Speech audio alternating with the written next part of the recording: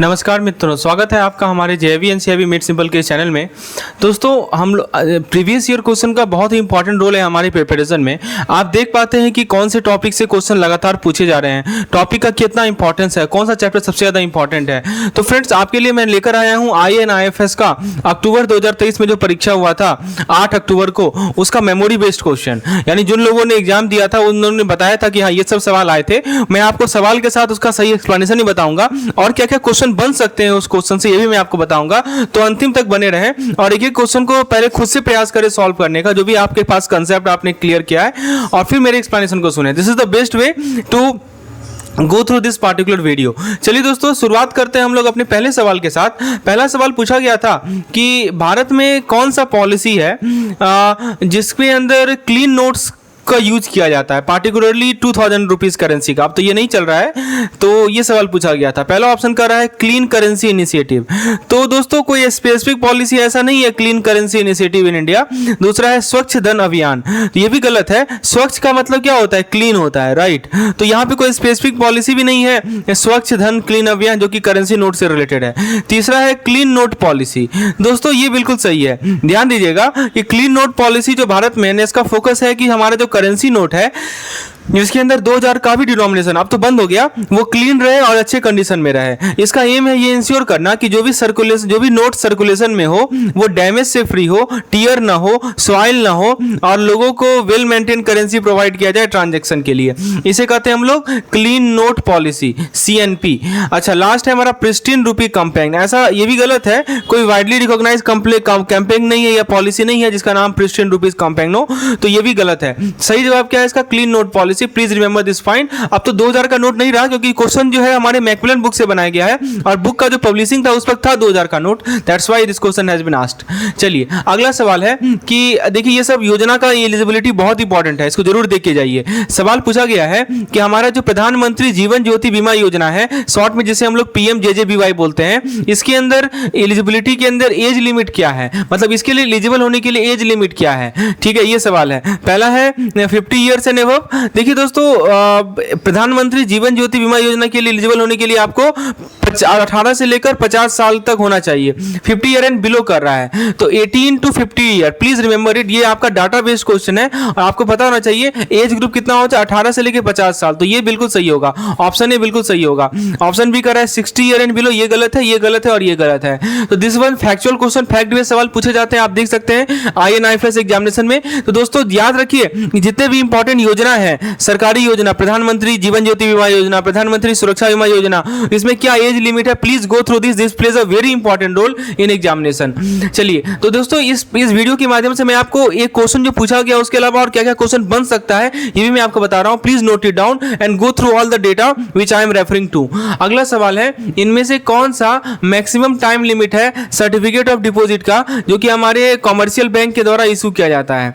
ठीक है, यानी सवाल है कि सर्टिफिकेट ऑफ डिपॉजिट का मैक्सिमम टाइम लिमिट क्या होता है? पहला ऑप्शन कर रहा है 7 दिन, ये गलत है, क्योंकि दोस्तों मैक्सिमम टाइम लिमिट जो है ना वो 7 दिन से ज्यादा होता है। दूसरा कर रहा है 1 साल, ये सही जवाब है। ध्यान दीजिएगा कि जो भी सर्टिफिकेट ऑफ डिपॉजिट इशू किया जाता है कमर्शियल बैंक के द्वारा, उसका जो मैक्सिमम टाइम लिमिट होता है वो 1 साल का होता है। इसका मतलब कि जब भी आप CD में इन्वेस्ट करेंगे ना, तो आप एग्री करते हैं कि अपना पैसा बैंक के पास छोड़ दीजिएगा कुछ अवधि के लिए, और बैंक आपको फिक्स इंटरेस्ट रेट देगी उस अवधि तक, और मैक्सिमम जो पीरियड रहेगा वो 1 साल का रहेगा। समझे बात को? यही होता है हमारा सर्टिफिकेट ऑफ डिपॉजिट। तो तीसरा ऑप्शन कर रहा है 3 साल, तो दोस्तों ये भी गलत है। फाइनेंशियल इंस्टीट्यूशन चाहे तो इशू कर सकती है मैक्सिमम टेन्योर 3 ईयर, लेकिन ये तो फाइनेंशियल FIs की हम बात कर रहे हैं, लेकिन क्वेश्चन में यहाँ पर ये साफ साफ लिखा हुआ है कॉमर्शियल बैंक। तो कॉमर्शियल बैंक के पर्सपेक्टिव में बात करें तो मैक्सिमम 1 साल का ही उन्हें CD मिलता है, यानी सर्टिफिकेट ऑफ डिपॉजिट मिलता है। और लास्ट ऑप्शन कर रहा है 5 ईयर्स, ये भी गलत है। मैक्सिमम टाइम लिमिट जो CD इशू किया जाता है कॉमर्शियल बैंक के द्वारा वो 1 साल होता है, 5 साल नहीं होता है। तो ऑप्शन नंबर बी हमारा यहाँ पे क्या है? सही जवाब है। अगला सवाल पे बढ़ते हैं हम लोग। अगला सवाल है कि हमारा which of the following scheme is open to people aged 40 and above, यानी 40 से ऊपर लोगों के लिए इनमें से कौन सा स्कीम ओपन है? प्रधानमंत्री सुरक्षा बीमा योजना। तो दोस्तों देखिए, 40 से ऊपर के लिए ये स्कीम लागू नहीं होता है, ठीक है। ये स्कीम का लिमिट आपको मैं बता दूं 18 से लेकर 70 साल तक का है, ठीक है। प्रधानमंत्री जीवन ज्योति बीमा योजना, तो ये भी स्कीम जो जो है 40 से ऊपर लोगों के लिए लागू नहीं होता है। इसका एज लिमिट है तो 18 से लेकर 50 साल तक का है। APY अटल पेंशन योजना, तो ये है दोस्तों 40 ईयर्स के लिए, ठीक है, एंड अबव। तो ये पेंशन प्रोवाइड करता है उन सिटीजन को। तो ये देखिए, तो देखिए इसका सही जवाब क्या है, CAPY, ठीक है। एक्चुअली ये भी नहीं होगा क्योंकि APY का भी 18 to 40 ईयर्स है, तो नन ऑफ द अबव इसका सही जवाब है। चलिए अगला सवाल देखते हैं। अगला सवाल है हमारा कि which of the following scheme provide a guaranteed minimum monthly pension of ₹1000 and multiple thereof up to 5000 after completing 60 year, ठीक है, बहुत अच्छा सवाल है। तो ऑप्शन कर रहा है प्रधानमंत्री सुरक्षा बीमा योजना। ये एक इंश्योरेंस स्कीम है। कैसा स्कीम है ये? इंश्योरेंस स्कीम है। तो ये आपको लमसम बेनिफिट प्रोवाइड करेगा यदि एक्सीडेंटल डेथ हो जाए या डिसेबिलिटी हो जाए। तो ये कोई मंथली पेंशन ऑफर नहीं करता। जीवन ज्योति बीमा योजना भी दूसरा तरह का इंश्योरेंस स्कीम है, तो ये भी जो है लमसम बेनिफिट ऑफर करता है यदि पॉलिसी होल्डर का डेथ हो जाए। APY होता है हमारा अटल पेंशन योजना, तो यही सही जवाब होगा हमारा। ये एक पेंशन स्कीम है जो कि guaranteed minimum monthly pension provide करता है 1000 का, ठीक है, और इसका मल्टीपल और मैक्सिमम कितना का 5000 का। इसका एम है कि स्टडी इनकम हो इंडिविजुअल के लिए उसके ओल्ड एज में, ठीक है। नन ऑफ द अबव तो नहीं होगा। सही जवाब इसका option number C. Option number C is the correct answer to this particular question. अगला सवाल है कि इनमें से कौन सा स्कीम एक guaranteed, I think we have discuss this question, यही सवाल दोबारा रिपीट हो गया है। अगला सवाल यहाँ देखिए, विच of the following is not a recommendation of the Narasimhan committee. Narasimhan committee का इनमें से कौन सा रिकमेंडेशन नहीं है, ये सवाल पूछा गया है। तो चलिए इसको मैं समझाता हूँ। पहला ऑप्शन को देखते हैं। पहला ऑप्शन कह रहा है कि phased achievement of 8% capital adequacy ratio.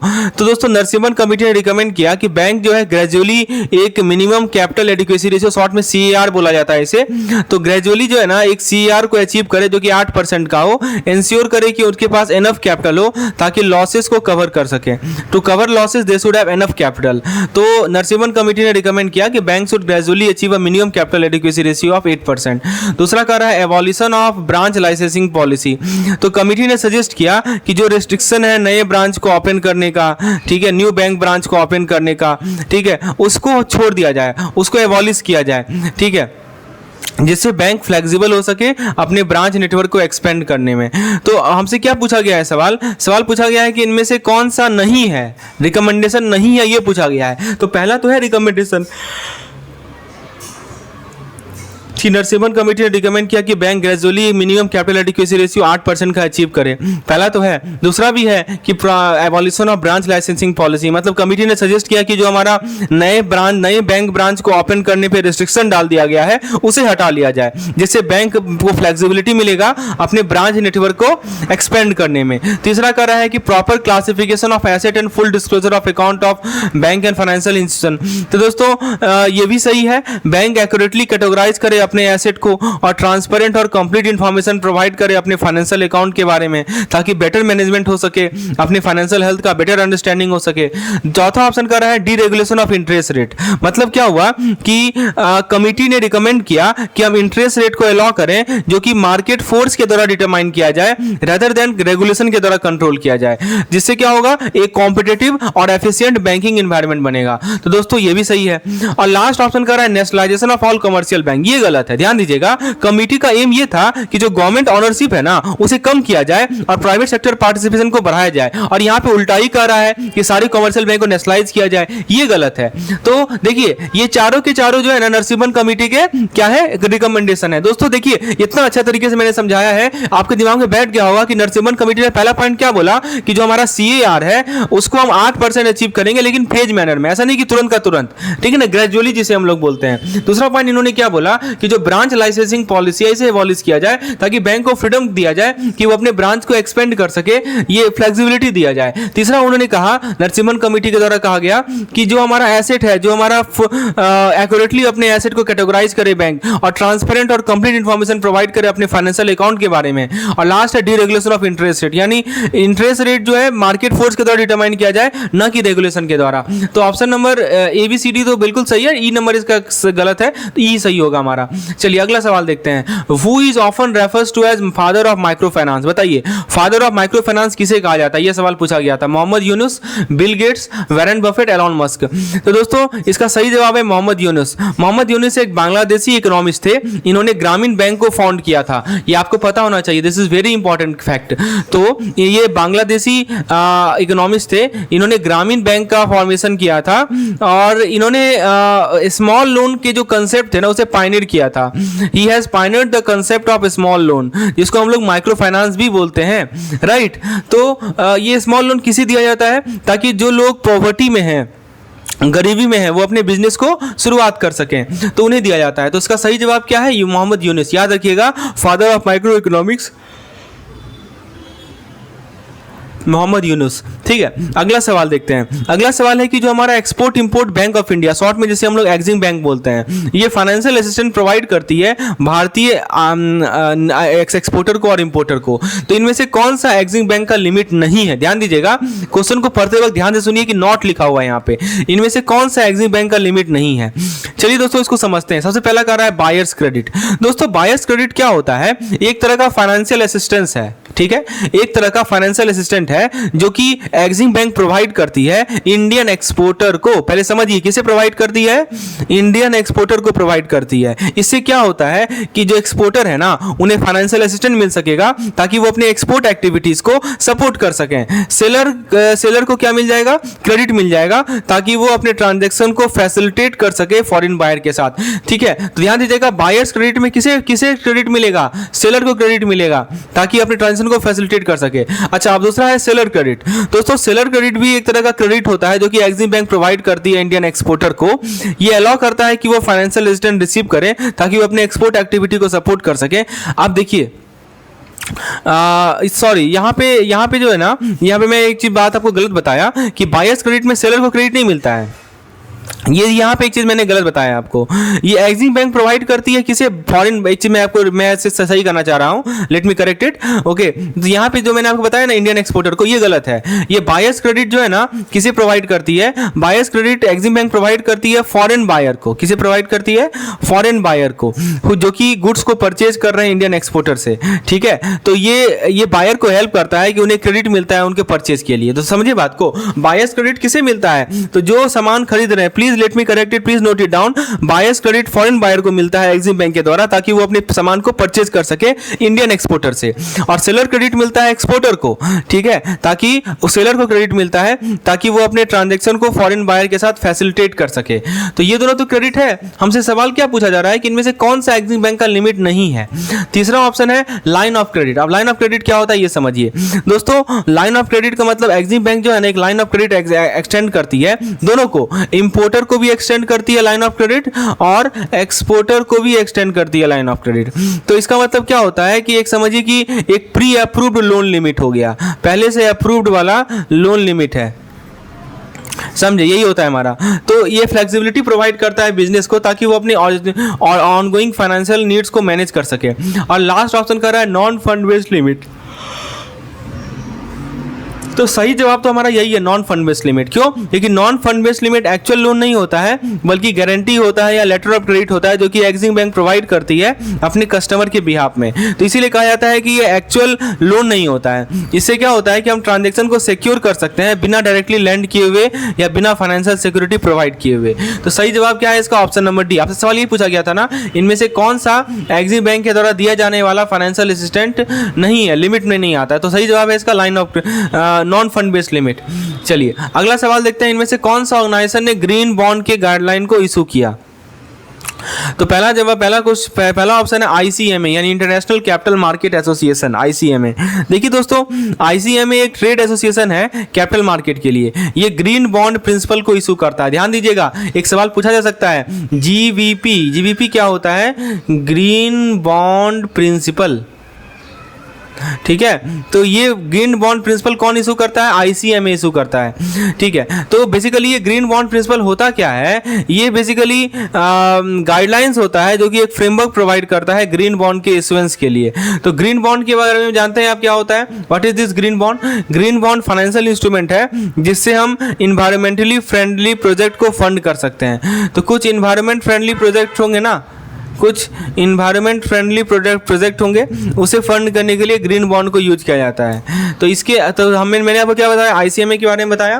तो आईसीएमए एक ट्रेड एसोसिएशन है कैपिटल मार्केट के लिए। ये ग्रीन बॉन्ड प्रिंसिपल को इशू करता है, जो कि गाइडलाइंस होती हैं, जो कि एक फ्रेमवर्क प्रोवाइड करती हैं ग्रीन बॉन्ड के इशुएंस के लिए। नेक्स्ट है हमारा क्लाइमेट बॉन्ड इनिशिएटिव। तो ये एक तरह का नॉन प्रॉफिट ऑर्गेनाइजेशन है जो कि ग्रीन बॉन्ड मार्केट को प्रमोट करता है, राइट। तो इसने गाइडलाइंस इशू कर रखे हैं, जैसे कि climate bond standard, climate bond taxonomy, जो कि हेल्प करता है डिफाइन करने के लिए कि क्या चीज़ एक ग्रीन बॉन्ड को क्वालिफाई करता है फॉर बॉन्ड इशुएंस। नेक्स्ट है हमारा ग्रीन फाइनेंस प्लेटफॉर्म। ये हमारा एक ग्लोबल इनिशिएटिव है जो कि हमारे ग्रीन फाइनेंस मार्केट के डेवलपमेंट को प्रमोट करता है। इसने गाइडलाइंस इशू कर रखा है जिसके अंदर ग्रीन बॉन्ड पॉलिसी भी आता है, ठीक है। तो ग्रीन बॉन्ड पॉलिसी आता है, फिर ग्रीन बॉन्ड रिपोर्टिंग गाइडलाइंस आते हैं। सही जवाब होगा इसका ऑल द अबव। तो अभी देखिए, चाहे आईसीएमए हो, चाहे क्लाइमेट बॉन्ड इनिशिएटिव हो, चाहे ग्रीन फाइनेंस प्लेटफॉर्म हो, इन सभी ने ग्रीन बॉन्ड के गाइडलाइन को इशू कर रखा है, जो कि कंट्रीब्यूट करता है हमारे इन्वायरमेंटली सस्टेनेबल फाइनेंशियल प्रैक्टिस के स्टैंडर्डाइजेशन और प्रमोशन के लिए।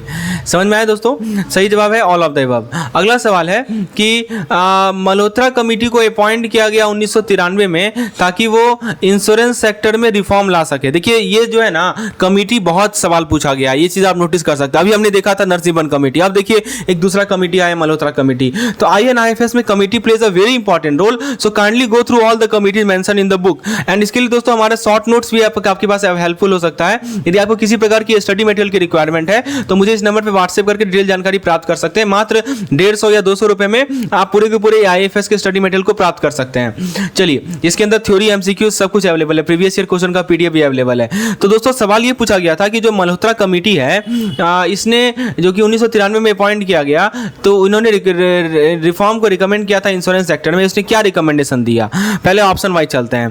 पहला ऑप्शन कर रहा है private sector participation in the insurance industry should be allowed. मतलब क्या हुआ कि मल्होत्रा कमेटी रिकमेंडेशन से पहले क्या होता था कि जो इंश्योरेंस इंडस्ट्री थी ना भारत में, वो प्राइमरली डोमिनेट की जाती थी गवर्नमेंट ऑन्ड कंपनी के द्वारा। पहले मल्होत्रा कमेटी से पहले, ठीक है, तो जितने भी गवर्नमेंट ऑन्ड कंपनी थी ना, वो इसे रेगुलेट करती थी इंश्योरेंस सेक्टर को। लेकिन फिर क्या हुआ, इस कमेटी ने सजेस्ट किया कि प्राइवेट कंपनी को भी अलाउ किया जाए ताकि वो इंश्योरेंस सेक्टर में ऑपरेट कर सके। जिससे क्या हुआ, कंपटीशन बढ़ेगा और बहुत सारे इंश्योरेंस ऑप्शन आएंगे पब्लिक के लिए। तो ये तो बिल्कुल सही है।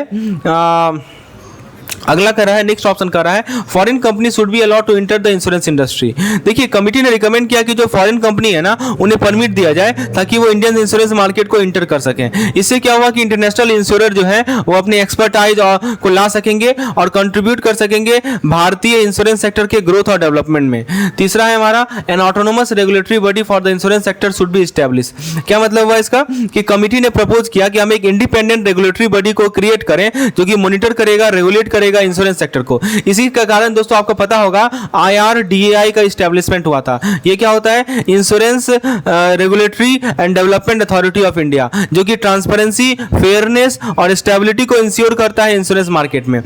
लास्ट ऑप्शन कर रहा है ऑल द अबव। तो दोस्तों बिल्कुल सही जवाब है, ऑल द अबव बिल्कुल सही है। मल्होत्रा कमेटी ने ऊपर के जितने भी पॉइंट्स दे रखे हैं सभी को इन्होंने रिकमेंड किया और इसको इंप्लीमेंट किया गया ताकि हम इंडियन इंश्योरेंस सेक्टर इंडस्ट्री को मॉडर्नाइज कर सके, ट्रांसफॉर्म कर सके। पहली बात क्या हुआ कि जो गवर्नमेंट का रेगुलेशन था इंश्योरेंस सेक्टर को, इसको हटाकर प्राइवेट सेक्टर को लाया गया ताकि कंपटीशन बढ़ सके और भी बहुत सारा ऑप्शन मिल सके पब्लिक को। दूसरा पॉइंट क्या किया गया कि फॉरेन कंपनी को अलाउ किया गया कि वो इंश्योरेंस इंडस्ट्री को इंटर करे। ठीक है, तो सही जवाब क्या है इसका, ऑल द अबव। चलिए अगला सवाल देखते हैं। अगला सवाल है कि हमारा देखिए लंबा सवाल है। Malhotra committee recommendation was a major turning point for Indian insurance industry. बिल्कुल सही बात है। इससे क्या हुआ कि प्राइवेट और फॉरेन कंपनी आगे सेक्टर में। अच्छा, यहाँ पे देखिए, ये लंबा सवाल नहीं है, सवाल यही समाप्त। तो यहाँ से देखिए सवाल है, ओके, यही सवाल है। देखिए, एम्प्लॉय प्रोविडेंट फंड एक सोशल सिक्योरिटी स्कीम है भारत में जो कि रिटायरमेंट बेनिफिट प्रोवाइड करती है एम्प्लॉय को। EPF contribution is a percentage of employee basic salary and DA which is paid by both the employee and the employer. अब current EPF rate क्या है? देखिए, ये सवाल पूछा गया था कि आज के समय में EPF का रेट क्या है। ठीक है, पहला ऑप्शन कर रहा है एम्प्लॉय के लिए 12%, 13.5% 13.5% एम्प्लॉयर के लिए। दोस्तों ध्यान दीजिएगा कि ये सही जवाब है। एम्प्लॉय जो है ना वो बेसिक सैलरी और डीए का 12% कंट्रीब्यूट करते हैं ईपीएफ में, और एम्प्लॉयर जो है 13.15% कंट्रीब्यूट करता है ईपीएफ में। और ईडीएलआई स्कीम, ईडीएलआई समझते हैं आप? ईडीएलआई क्या होता है? Export deposit linked insurance scheme. ठीक है, तो ऑप्शन नंबर ए तो सही है, राइट। बी कर रहा है 10% फॉर एम्प्लॉय, 12% फॉर एम्प्लॉयर, ये भी गलत है। 12% for employer, employee 12% for employer, ये भी गलत है। 10% फॉर एम्प्लॉय, 10% फॉर एम्प्लॉयर, ये भी गलत है। सही जवाब क्या है इसका? Option number A, 12% for employee and 13.5% for employer. चलिए अगला सवाल हम देखते हैं। Which of the following is a limitation of micro economics? इनमें से कौन सा माइक्रो इकोनॉमिक का लिमिटेशन है? तो पहला ऑप्शन कर रहा है कि micro economic is based on simplifying assumption such as ceteris paribus and full employment. मतलब क्या हुआ कि माइक्रो इकोनॉमिक्स ये एजम्पशन करता है कि बाकी जितने भी चीज़ है वो इक्वल है। ये इसका मतलब ये होता है, ये जो लिखा है ना सिटेरियस पैबुलस, इसका मतलब क्या होता है कि rest all other thing being equal. मैं यहाँ लिख देता हूँ all other thing being equal. ठीक है, मतलब ये हुआ कि माइक्रो इकोनॉमिक्स ये एजम्पशन करता है कि बाकी सभी चीज़ बराबर है, और एज्यूम करता है कि फुल एम्प्लॉयमेंट। ये क्या एज्यूम करता है? फुल एम्प्लॉयमेंट एज्यूम करता है, जो कि हमारे रियल वर्ल्ड के कॉम्प्लेक्सिटी को रिफ्लेक्ट नहीं करेगा, जहाँ पे बहुत सारे फैक्टर एक साथ चेंज हो रहे होते हैं और फुल एम्प्लॉयमेंट हमेशा प्रेजेंट नहीं होता है। ठीक है, तो ये तो ठीक है। उसके बाद अगला ऑप्शन कर रहा है कि micro economics only study the behaviour of individual consumer and firms and ignore the micro economic environment. दोस्तों ये लिमिटेशन इंडिकेट करता है कि माइक्रो इकोनॉमिक का फोकस इंडिविजुअल पार्टी, हमारे अर्थव्यवस्था में जो इंडिविजुअल पार्टी होते हैं जैसे कि कंज्यूमर हो गया, फर्म हो गया, इसी पे होता है, और ये ब्रॉडर इकोनॉमिक कॉन्टेक्स्ट को ओवरलुक कर देता है। ठीक है, जैसे कि हमारा ओवरऑल इकोनॉमिक लेवल या इन्फ्लेशन रेट। चलिए पहले एक बार ऑप्शन को देख लेते हैं, फिर हम सही या गलत का जवाब देते हैं। लिमिटेशन पूछा गया है। अगला सवाल है, अगला ऑप्शन है हमारा कि micro economic model are more complex and difficult to apply in the real world. क्या मतलब हुआ कि माइक्रो इकोनॉमिक मॉडल जो होता है वो इकोनॉमिक बिहेवियर को समझने में तो बहुत मददगार आता है, लेकिन ये चैलेंजिंग होता है कि हम उसे डायरेक्टली रियल वर्ल्ड में अप्लाई करें, क्योंकि इसके कॉम्प्लेक्सिटी के कारण। रियल वर्ल्ड के जो सिचुएशन होते हैं इसके अंदर बहुत सारे वेरिएबल्स होते हैं, बहुत सारे इंटरेक्शंस होते हैं, जिसको फुली कैप्चर कर पाना इन सभी मॉडल्स में, माइक्रो इकोनॉमिक मॉडल में काफी डिफिकल्ट है। ऑप्शन डी का है ऑल द अबव, बिल्कुल सही जवाब है। ध्यान दीजिएगा, जितने भी पॉइंट मैंने बताया ना आपको, ये सभी के सभी माइक्रो इकोनॉमिक के लिमिटेशंस ही हैं। जैसे कि एक मैंने आपको पहला पॉइंट समझाया कि माइक्रो इकोनॉमिक जो है रियल वर्ल्ड कॉम्प्लेक्सिटी को रिफ्लेक्ट नहीं करेगा। ठीक है, क्योंकि एक साथ बहुत सारे फैक्टर्स चेंज हो रहे होते हैं और फुल एम्प्लॉयमेंट हमेशा होता नहीं है। तो ये तो बिल्कुल है। फिर बी भी सही है, क्योंकि ये इंडिविजुअल कंज्यूमर के बिहेवियर को स्टडी करता है और फर्म के बिहेवियर को स्टडी करता है। सी भी है, और डी तो है ही, क्योंकि इनमें से सभी ऑप्शन सही है। ठीक है, तो एक सिटेरियस पैरिबस का मतलब समझ लीजिए all other thing being equal. तो फ्रेंड्स इस प्रकार से आप देख सकते हैं कि इस प्रकार से मैंने बहुत सारे क्वेश्चन बना रखे हैं, लगभग 100 से ऊपर क्वेश्चन है इस पार्टिकुलर प्रीवियस ईयर क्वेश्चन के चैनल में। यदि आप इन सभी क्वेश्चन को एक्सेस करना चाहते हैं तो आप मुझे इस नंबर पर व्हाट्सएप करें, डिटेल जानकारी प्राप्त कर सकते हैं इस प्रीवियस ईयर क्वेश्चन का, और सभी तरह के क्वेश्चन को आप प्रैक्टिस कर सकते हैं। हमारे कोर्स में आप इनरोल हो सकते हैं। धन्यवाद।